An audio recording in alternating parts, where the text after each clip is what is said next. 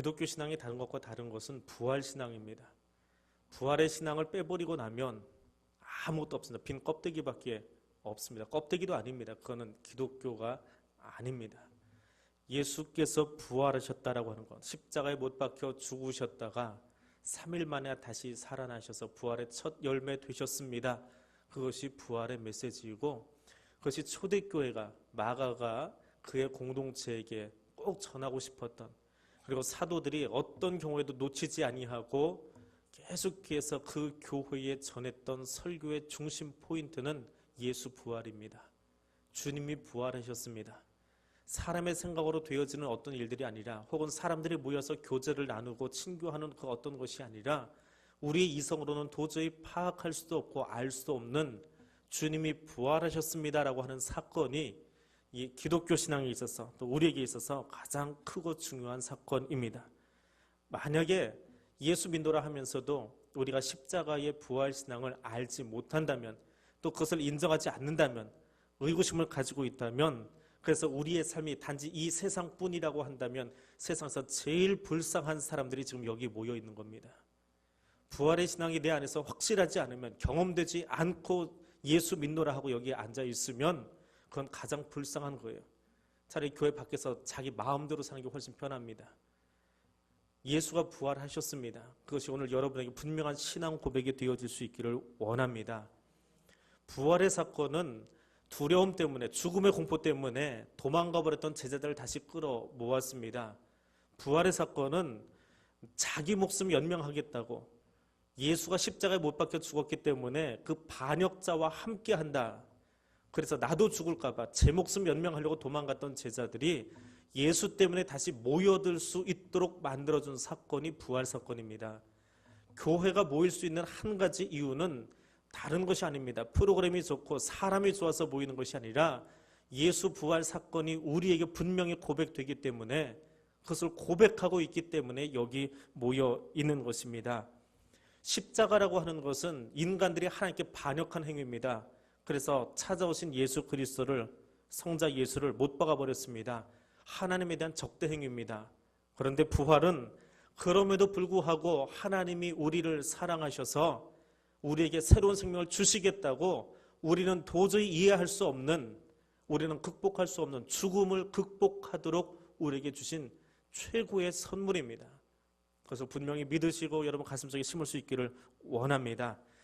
고린도전서 15장에 보면 부활하신 예수 그리스도를 증거하는 바울의 고백이 나옵니다. 초대교회에 전해졌던 두 가지 유형의 부활에 대한 설교 가운데 가장 큰 부활 소식을 전하는 것이 고린도전서 15장에 나오는데, 십자가에 달려 죽으신 분이 부활하셨다라고 하는 것이 첫 번째 메시지입니다.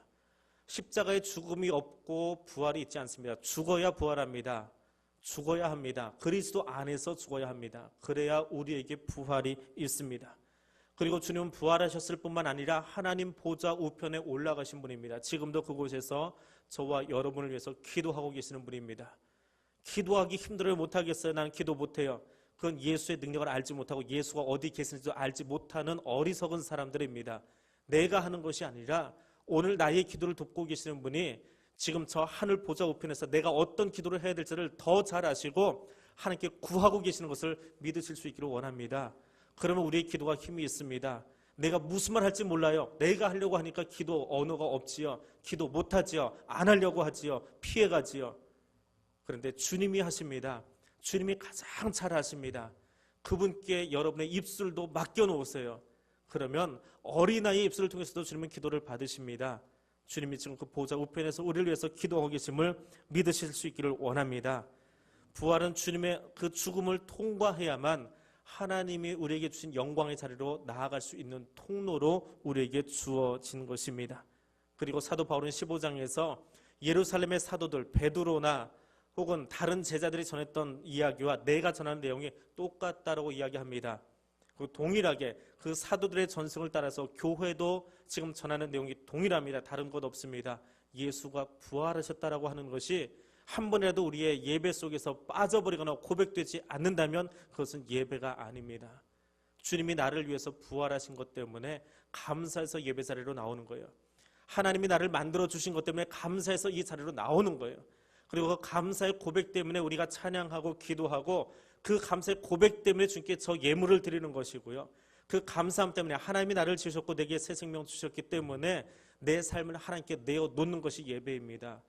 그러면 하나님이 그가 세우신 종들을 통해서 말씀을 주시고 성찬을 집례해 주시고 복을 선언해 주십니다. 그것이 예배예요. 근데 부활의 감격이 없습니다. 하나님이 나를 만드셨다는 그 고백이 없습니다. 그러면 우리는 예배 드릴 수가 없어요. 감사할 내용이 없는데요. 여기 나온 분명한 이유가 없는데요. 누굴 만나러 나오셨습니까? 누구 보러 오셨습니까? 어떤 사람 만나면 얼굴이 편안해서요? 어떤 사람 만나면 얼굴이 불켜지니까 에이씨 이게 못 다니겠다 교회 옮기시겠습니까? 그것은 사람 보고 다니기 때문에 맨날 넘어지는 겁니다. 맨날 꼬꾸라지고요. 예수님이 나를 위해서 죽으셨다가 살아나셨어요. 그걸 감사하려고 나오는 거예요. 그래서 하나님 바라보지 않으면 우리는 예배자로 설 수 없습니다. 사람만 보고 교회 다니는 매일 그렇게 떠돌이 인생으로 살아가다가 인생을 마감할 수밖에 없습니다. 주님이 나를 위해서 죽으셨다가 살아나셨어요. 하나님이 나를 위해서 흙을 주워다가 거기에 생명을 불어넣어서 나를 만들어 주셨어요. 그것이 예배 드릴 때마다 여러분의 고백되어지기를 원합니다. 그 감사의 마음을 가지고 나와서 예배 자리에 설 수 있기를 원합니다. 그것을 전하고 싶어서 마가가 16장짜리 그 복음서를 우리에게 전해주었고 마가뿐만이 아니라 모든 사도들이 지금 그 이야기를 하고 있는 겁니다.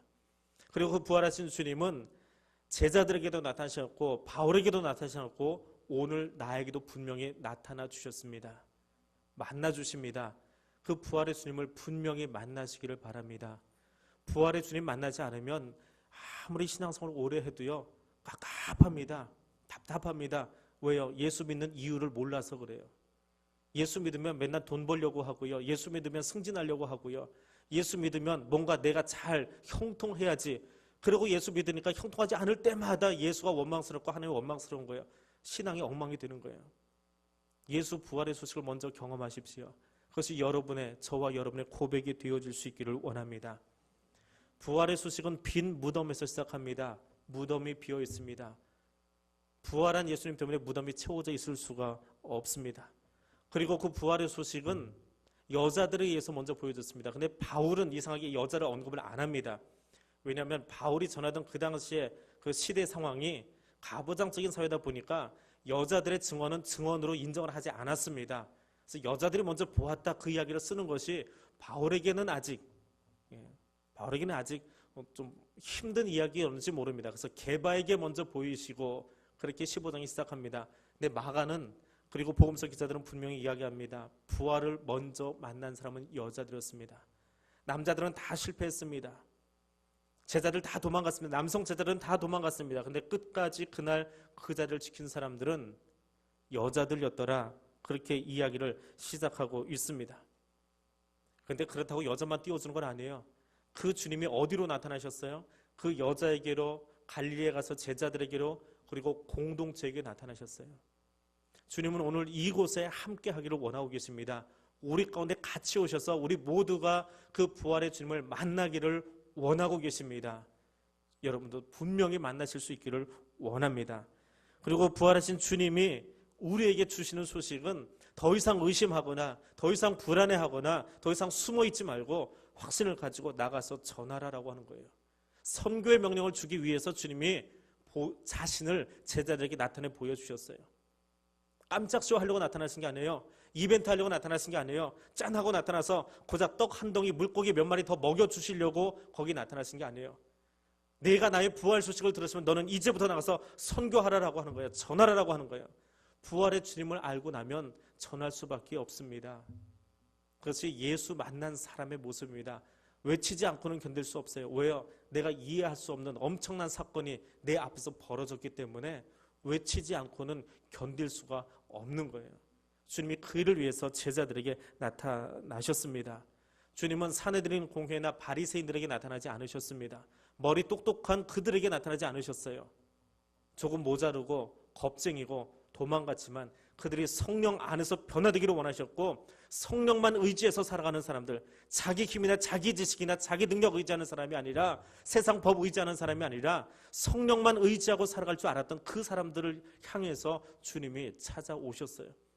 그리고 너희들 힘으로 너희들 지식으로 하지 말고 내가 보내주는 보혜사 성령과 더불어서 말씀을 전하라고 주님 그렇게 명령하셨습니다. 그래서 부활의 소식은 이 16장의 이 이야기는 우리의 가치와 판단 기준과 우리의 사고방식을 다 뛰어넘어 버리는, 우리로서는 도저히 생각할 수 없는 일들을 주님이 우리에게 보여주신 사건입니다. 오늘 본문이 시작되기 전에 지난주 본문이 어떻습니까? 제자들이 다 두려움 속에, 절망 속에 빠져버립니다. 정말 안 미치고는 견딜 수 없는 일이 십자가 위에서 일어났지요. 예수님이 뭐라고 외치셨습니까? 마가가 기록한 마지막 외침이 뭐예요? 엘리 엘리 레마 사박단이잖아요. 다 이루었다가 아닙니다. 그건 다른 복음서 이야기예요. 마가가 기록한 것은 그 실패한 제자들을 조명해 주기 위해서 그 예수님의 가상칠언 중에 그 이야기를 마지막으로 실어놨어요. 엘리 엘리 레마 사박단이 설명을 해주니까 그게 무슨 뜻인지 알았지요. 그런데 제자들이 밑에서 들을 때는 그게 무슨 말입니까? 하나님 하나님 어찌하여 나를 버리셨습니까? 아이고 내 스승도 버림받았구나. 내 스승도 버림받았구나. 내가 저 인간 믿고 여기까지 따라왔는데, 여기까지 따라오면 내가 뭔가 한 자리 얻을 줄 알았는데 내 스승이 버림받았구나. 그러면 그 제자들의 절망감은 어떠할까요? 그래서 도망간 거예요. 그 말의 의미를 바로 알지 못하니까, 성경 말씀을 바로 알지 못하면 주님의 음성을 십자가 밑에서 들어도 도망갈 수밖에 없습니다. 나 못해요 라고 도망가 버립니다.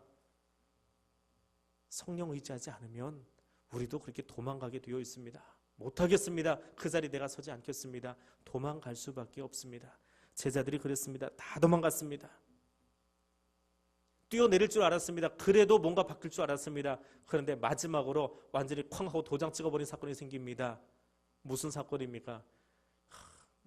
체격이, 힘이 누구처럼 좀 튼튼하면 좋겠어요. 예수는 왜 이렇게 빨리 돌아가셨는지요. 약해가지고 다리 부러뜨릴 일도 없이 그냥 빨리 죽으셨어요. 빨리 죽으라고 다리 부러뜨리는 겁니다. 근데 부러뜨릴 여유도 없었어요. 너무 빨리 죽으셔서. 그래서 끌어내려가지고 무덤에다 집어넣어버리고 무덤 문을 가로 막아버리고 인봉까지 해버렸습니다. 그러면 장례 다 치렀잖아요. 인간의 생각으로 장례 다 치렀습니다. 무덤에다가 봉인 딱 해버리고 로마 군인들 지키고 있습니다. 더 이상 무슨 소망이 있습니까? 다 끝났습니다. 끝하고 세상은 도장 찍어버렸습니다. 끝나버린 겁니다. 거기까지 가야 돼요. 더 이상 우리 힘으로 할 수 없습니다라고 도장 찍는 자리까지 가야 돼요. 그 다음에 하나님이 일하시는 거예요. 내가 할 수 있는 여지를 이만큼 남겨두고 하나님이 하시지 않습니다. 나는 도저히 할 수 없는 자리까지 하나님이 밀어내세요. 그 다음에 주님이 일하십니다. 그렇게 꽉 막아버린 무덤이 비어버리더라라고 하는 겁니다. 오늘 본문에 가니까 막달라 마리아와 야고보의 어머니 마리아와 살로메가 향유를 바르기 위해서 갑니다. 무덤으로 가고 있는 그들의 모습이 보입니다. 무덤으로 가고 있습니다. 아침 일찍 무덤으로 갑니다. 왜 이렇게 일찍 가고 있습니까? 안식일에 갈 수가 없었어요. 안식일에는 이동할 수가 없잖아요. 걷는 거리가 정해져 있거든요. 일을 해서도 안 되거든요. 뭔 놈의 인간의 법들이 그렇게 많은지 그놈의 법 때문에 일 못할 때가 참 많이 있습니다. 그래서 여자들이 못 움직였어요. 그러다가 안식일이 되기만을 기다리는 거야. 땡 하면 시간만 되면, 안식일이 끝나버리고 나면 빨리 뛰어가고 싶었어요. 일찍이 안식일의 시간이 끝나자마자 이스라엘은 저녁 5시부터 세례를 시작합니다. 5시 1초가 되자마자 뛰어나간 거예요. 뛰어나가서 주님을 보려고 달려갔습니다. 죽음의 순간까지 마지막에 거기 서 있던 여자들이 이제는 그 무덤까지 쫓아갑니다. 그런데 쫓아갔는데 어떤 마음으로요? 어떤 자세로 무덤으로 쫓아갔을까요? 무덤으로 달려가는 여자들의 자세가 어땠을 것 같습니까? 4절에 보니까 이렇게 써 있습니다. 눈을 들어본 즉 벌써 돌이 굴려져 있는데, 3절에는 이렇게 써 있습니다. 서로 말하되 누가 우리를 위해서 무덤 문에서 돌을 굴려주리요. 여자들 힘 가지고는 굴려낼 수 없는 큰 돌이 거기 막혀 있습니다. 게다가 로마 군인도 있습니다. 누가 그 돌 굴려낼까? 그러니까 사실 가도 누가 도와주지 않으면 아무것도 할 수 없는, 그냥 막막하지만 마지막 떠나는 님에게 인사라도 하고 싶어서 쫓아가는지 모릅니다. 그렇게 달려갔습니다. 그런데 그 여자들이 무덤 앞에 갈 때까지 고개를 숙이고 있었어요. 4절에 보니까 눈을 들어본 즉 하고 써 있습니다. 고개 숙이고 터덜터덜 가기는 가는데 정말 할 수 있을까? 향유나 부을 수 있을까? 그러면서 걸어가고 있습니다. 그런데 가서 고개를 들고 보니까 돌이 이미 치워진 거예요. 누가 치워놨는지 모릅니다. 혼자 치울 수 없는 큰 돌이라고 합니다. 근데 누가 이미 굴려버렸어요. 여자들이 무덤 안으로 들어갔다가 황급히 뛰어나오는 장면이 있습니다. 무덤 안에 들어가서 그 무덤이 비어 있는 것을 확인합니다. 그리고 여자들은 예수를 만난 것이 아니라 천사를 만납니다. 웬 청년이 거기 나타나서 이야기합니다. 너희가 십자가에 못 박히신 나사렛 예수를 찾고 있구나. 그는 살아나셨고 여기 계시지 않는다. 그리고 약속한 대로 어디에로요? 갈릴리로 가 계실 거다. 가서 베드로에게 전해라. 만날 장소까지 이미 이야기해 주고 있습니다. 여자들의 반응이 나옵니다. 말도 할 수가 없습니다. 너무 놀라 떨면서 무덤에서 나와서 어떤 말도 할 수 없었습니다. 부활은 이전에 경험해 본 적이 없기 때문에 그래요. 완전히 죽었는데 그분이 살아나셨답니다. 그리고 침묵할 수밖에 없는 것은 하나님의 능력을 경험한 인간들은 입을 열 수가 없습니다. 너무 놀라서요. 사람들이 해놓은 일은 설명할 수 있어요. 선후가 이렇게 되어서 그렇습니다 라고 전달할 수가 있어요. 그런데 하나님의 능력으로 나타난 건 선후가 없어요. 어떻게 그 일이 일어나는지 아무도 설명할 수가 없습니다. 아무리 알아보려고 해봐야 우리가 알 수 있는 지금 조금 뭔가 이해할 수 있는 그 정도지요. 되지가 않습니다. 그래서 여자들이 침묵하고 있습니다. 그럼 부활신앙이 무엇입니까? 현실은 죽음과 애통입니다. 그런데 부활신앙을 경험하고 나면 그 자기의 한계성을 발견하고 그것을 뛰어넘어 일하시는 하나님을 만나게 됩니다. 부활신앙을 경험하면 내가 뭘 하겠습니다라고 그냥 두 손 쥐고 뛰어나가는 것이 아니라 하나님이 하시도록 내어 맡길 수 있는 신앙이 되어집니다. 부활신앙은 절망적인 자리에서도 주님이 일하시는 것을 기대할 수 있는 사람들의 신앙입니다. 이래서 안 되고 저래서 안 되고 이래 막혀 안 되고 저래 막혀 안 되고 그건 절망적인 거예요. 그건 현실적인 신앙이에요. 부활신앙이 아니라 현실적인 신앙입니다. 근데 부활신앙은 그렇지 않습니다. 또 부활신앙은요, 이미 주님이 하고 계시는 겁니다. 내가 하는 게 아니에요. 누가 가서 저 돌을 옮겨 놓을까 걱정합니다. 근데 가 보았더니 벌써 옮겨 놓았더라 그렇게 이야기합니다. 근데 벌써라는 말은 사실 원문 성경에는 없습니다. 근데 이 문법 자체가 현재 완료형인데 우리나라 말에는 그런 어법이 없습니다. 영어나 라틴어권에는 있는데 우리나라 말은 없는데요. 한글로 번역을 하면서 이 대목을 분명하게 설명을 해주고 싶어서 임의로 넣어놓은 글자가 벌써 혹은 이미라고 하는 글자입니다. 이미 우리들이 도착하기 전에 되어졌더라라고 하는 거예요. 출애굽기에서 하나님께서 이스라엘 백성들을 애굽에서 끌어내셔서 가나안으로 인도하실 때에 모세에게 그렇게 이야기합니다. 이제 가서 내가 네게 말한 곳으로 백성을 인도하라. 내 사자가 앞서서 갈 것이다 이야기합니다. 그리고 같이 걸어가면서 앞서 일어나는 일들을 하나하나 헤쳐나가면서 가는 게 아니에요. 정글을 가는데 큰 칼을 들고 앞에 있는 이 풀들을 헤쳐나가면서 나가는 그런 게 아니라 하나님이 이미 길을 다 내놓으셨고 하나님이 이미 준비해 놓으셨어요. 그것을 믿음의 눈으로 바라보고 갈 것인지 아니면 안 되겠다 하고 현실이 절망적이니까 주저앉을 것인지 선택하라는 거예요. 광야 지나가는 일이 쉽습니까? 그 독충들, 그 숱한 광야 뜨거운 그 열기들 그걸 어떻게 지나갑니까? 그런데 하나님이 가시겠다라고 하면 그냥 가면 되는 거예요. 그랬더니 주님이 30여 킬로에 이르는 큰 구름 기둥을 만들어서 하늘을 덮어버리시고요. 독충들이 그들을 해하지 못하도록 지켜주시더라라고 하는 겁니다. 그것이 부활신앙이에요. 주님이 가시는 것 우리는 따라가기만 하면 되는 거예요. 주님이 이미 하실 일들을 믿음으로 바라보고 있으면 되는 겁니다. 신앙인의 가장 큰 기쁨과 즐거움이 무엇입니까? 예수 믿었더니 만사 형통하더라? 아니에요. 예수 믿었더니 나의 생각과 나의 물음보다 앞서 주님이 일하고 계십니다. 주님이 앞서가면서 일하고 계십니다. 근데 그 일하심이 내 생각과 내가 질문하기 전에 미리 주님이 일하고 계세요. 근데 내가 나중에 질문하는 거예요. 이게 뭐지 하는데 주님은 이미 그 질문이 내게서 나오기 전에 일을 시작하고 계세요. 그것이 우리 하나님이세요. 이미 애굽 땅에서 이스라엘 백성들이 나올 때에 주님은 가나안 땅에서 일을 시작하고 계셨어요. 아니 구원의 역사를 이미 창세기에서 시작하고 계신 분이에요. 창조의 신앙, 부활의 신앙을 가지고 있으면 그분께 모든 것을 다 내어 맡길 수 있습니다. 근데 창조 신앙이 없으니까 내가 해야 돼요. 그리고 눈 앞에 것만 봐요. 이거 어찌 해야 됩니까? 라고 물어보게 됩니다.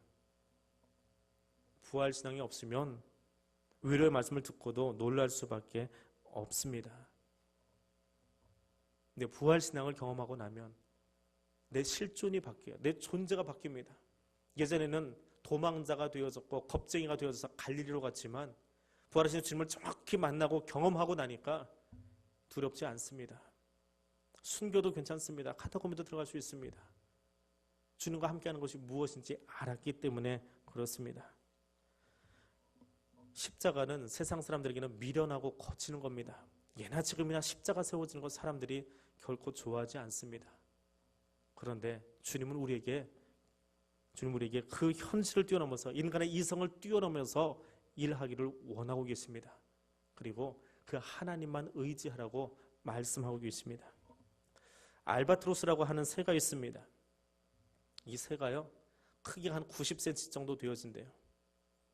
근데 날개를 쫙 펴면 날개 끝에서 끝까지 길이가 3.2m짜리 하늘을 나는 새 중에는 가장 큰 새라고 알려져 있습니다. 가장 높이 날고요, 가장 멀리 나는 새가 알바트로스라고 하는 새라고 합니다. 과학자들이 참 궁금한 게 많아요. 그래서 이 새한테 추적 장치를 하나 달아가지고 대체 얼마나 날아가나 추적을 해봤습니다. 몇 킬로나 날아갈 것 같아요. 지구상에서 가장 멀리 나는 새입니다. 얼마나 날아갈까요? 집 앞에서 보이는 참새는 어떻게 날아요? 파드득 하고 끝나버리지요. 예, 날아서 파드득입니다. 그럼 알바트로스는요? 한 번 날기 시작하면 3,200km를 날아간대요. 그 총 거리가 8,500km를 날아간답니다. 8,500km가 어디서 어디까지인지 혹시 아세요? 지구과학을 모르시니까 북극에서 남극까지입니다. 그걸 날아가 버린대요. 어린 시절에는 북극에서 산답니다. 그러다가 청년기가 되어지면 얘가 파삭하고 날기 시작해가지고 중간에 한 번 어디 앉았다 가겠지요. 3,200을 날아간다고 했으니까. 그래서 남극까지 간대요. 그래서 거기서 청소년기를 보낸대요. 그러다가 다시 옛 생각이 납니다. 나도 이제 가정을 꾸미고 새끼를 낳아야지. 그러면 다시 북극으로 날아와야 돼요. 또 북극으로 날아서 새끼를 낳습니다. 그럼 거기서 자라난 새들이 또 청소년기를 지나기 위해서 남극으로 날아간대요. 이게 알바트로스의 인생입니다. 그런데 북극에서 남극까지 어떻게 날아갈까요? 3,200km를 쉬지 않고 이러고 간다고 한번 생각해 보세요. 그럼 예배 시간 동안 이러고 한번 예배 들어보세요. 1시간만. 어깨 축지 앞에서 다 빠질 겁니다. 알바트로스는 하늘을 나는데 98%는 날갯짓을 안 한대요. 그러니까 날아가는 시간이 100시간이면 2시간만 날갯짓하고 나머지는 가만히 있대요. 그냥 활공하는 새예요. 바람을 타고 날아간대요. 그럼 어디쯤 올라가면 이렇게 활공할 수 있을까요?